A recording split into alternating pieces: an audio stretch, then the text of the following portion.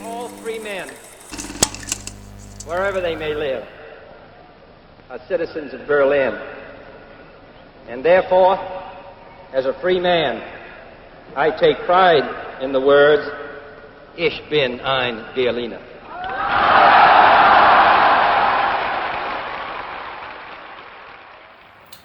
I'm German. Being German, to me at least, always meant having a weird relationship with patriotism. America, fuck yeah! Coming again to save the motherfucking day, yeah! America, fuck yeah! Freedom is the only way. I never understood the idea of being proud of your country. After all, why be proud of something that was built on the achievements of others, not yourselves? Furthermore, with a history like Germany's, it's difficult to be proud of that history. I guess I could be proud of German engineering or inventions or whatever. Or arts and culture. Did you know Germany was dead set on becoming a major film hub during the 1920s? It was on its way to overtaking Hollywood. Well, then Hitler came and destroyed it all. Most of German culture died with the books he burned. Now don't get me wrong, I don't think of anyone as any lesser because they're patriotic. Quite the opposite actually. I admire them for their pride and loyalty and trust in people. Just because they're of the same nationality, I think it's a great sign of goodwill to first trust someone for being of the same country, then to mistrust them. Because I think we should always be open towards strangers and give them the benefit of the doubt. But I also think that being overly patriotic can lead to you exclusively trusting those of the same nationality as you, and that leads to segregation. That's not good. In Germany there's a concept of Erbschuld. Roughly translated, it means inherited guilt or inherited responsibility. Now the subject of Erbschuld is a contentious one, and Erbschuld itself isn't properly defined, which is why I'll limit myself to my own opinion in this video. I'd encourage you, however, to do some research and form your own opinion on Erbschuld. Erbschuld, to me, means never forgetting the horrible atrocities Germany committed under the leadership of the Nazis. As a people, we have to keep the memory alive, so as to ensure that history never ever repeats itself, and to forever acknowledge and regret those who had everything taken away from them. We don't have to self-loathe ourselves for the actions of our grandparents, but I think we should always keep them in cold memory. This means actively thinking and talking about the subject through discussion, civil discourse, school and education, but also art. Which leads me to why I even wanted to make this video. A few days ago, I watched a movie set in Nazi Germany. The movie is called Jojo Rabbit. Jojo Rabbit is a seriously funny movie. I don't want you to think the humor is particularly dark though. It really isn't. The humor is very creative and catches you in unforeseen ways. Every time you think the subject matter of a joke has successfully been exhausted, the characters manage to one-up their previous joke. Hey, Jojo, my old friend. Hi, Adolf. What's wrong, little man? They call me a scared rabbit. Let them say whatever they want. People used to say a lot of nasty things about me. Oh, this guy's a lunatic. Oh, look at that psycho. He's gonna get us all killed. But not only is Jojo Rabbit possibly the funniest movie of 2019, in my opinion at least, it's also very well filmed. And the characters are so strong and feel so authentic that the movie manages to create some truly touching, even heart-wrenching scenes devoid of all humor. Jojo Rabbit attacks the taboo of making fun about the Third Reich in an all-out offensive. But this throws up a question.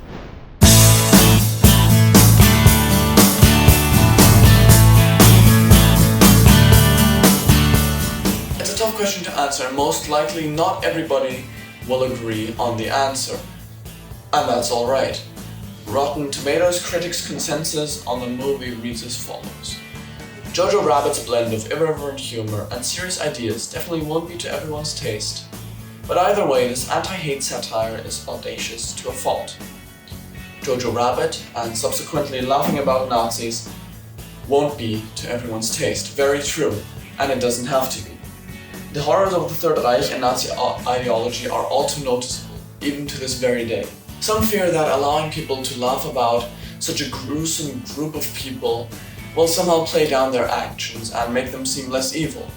The fear is that movie characters might suddenly be too sympathetic and we might even feel bad for them, thus making us feel less strongly about right-wing extremism. We might lose our constant memory of the horrors of Nazi ideology and once again lean too far right. And people that argue like this do have a point.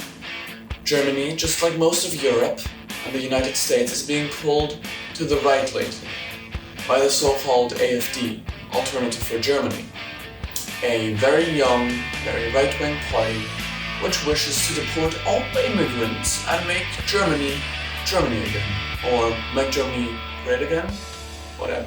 So the fear is by downplaying Nazis of 80 years ago, we might give more right-leaning people the confidence to express this right-leaningness by voting for parties like the AfD today. Whilst downplaying Nazis would probably have such an effect, I don't think laughing about Nazis does this, however. Much rather, I believe that by laughing about this part of history, we're allowed to reflect it through a new lens and process it critically. Hitler. I wish more of our young boys had your blind fanaticism. Laughing is known to relieve tension.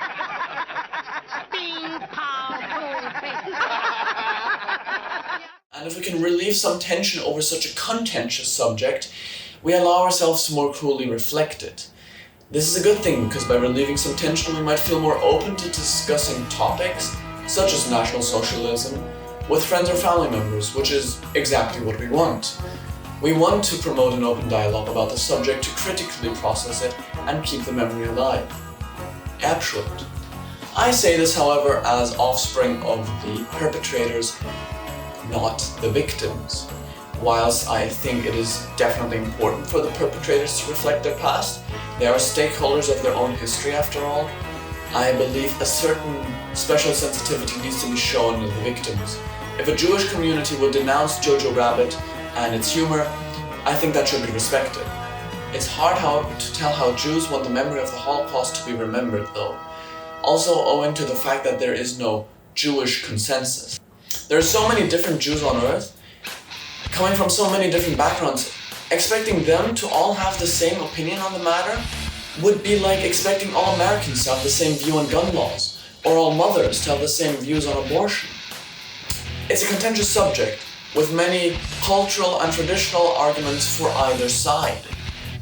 So, how do we know if Nazi humor is okay with Jews? I don't think there is a way to decide this in a manner that will always hold true. Much rather, I think the best course of action would be to be sensitive with the subject when talking to a victim or their offspring, until they themselves move the discussion into more lighthearted or humorous territory. That being said though, I feel it important to mention that Taika Waititi, the director of Jojo Rabbit and actor of Adolf Hitler in the movie, is Jewish. Here he is in a few interviews talking about his morality when making this film. I didn't feel like we were pushing the boundaries, you know. I come from New Zealand, we're incredibly polite when we make stuff, and our comedy is very polite. We don't like to we don't try and make things that shock people, I don't want to make things that inappropriate or overly offensive. I like to poke fun at ideas, and I like to poke fun at at certain people or certain groups like Nazis.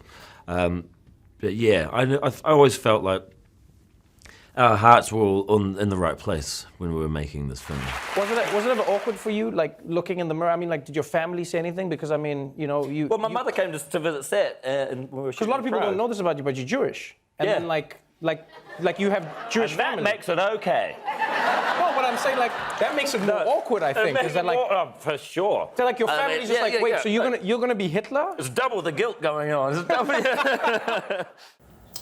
I personally like Jojo Rabbit a lot, not only for its great filmmaking and storytelling, but also because it breaks a long-standing taboo in German society and allows us to laugh about and more freely discuss a part of history which is traditionally not allowed for the most open conversations. And hopefully, by talking about this, we can ensure that history doesn't repeat itself.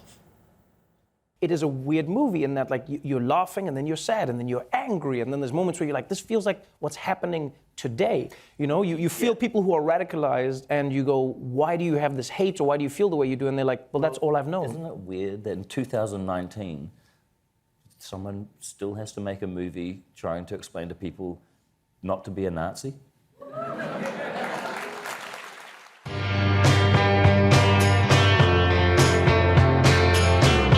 Thank you very much for watching the video. If you enjoyed it, please leave a like and consider subscribing to the channel. Helps us out a lot. Usually we upload short films on here. We've got 2 in the making right now and are working on the script for the 3rd. Stay tuned for that. I felt compelled to write this video essay, however, because of all of the thoughts swimming around in my head. I hope you guys enjoyed it. See you guys next time.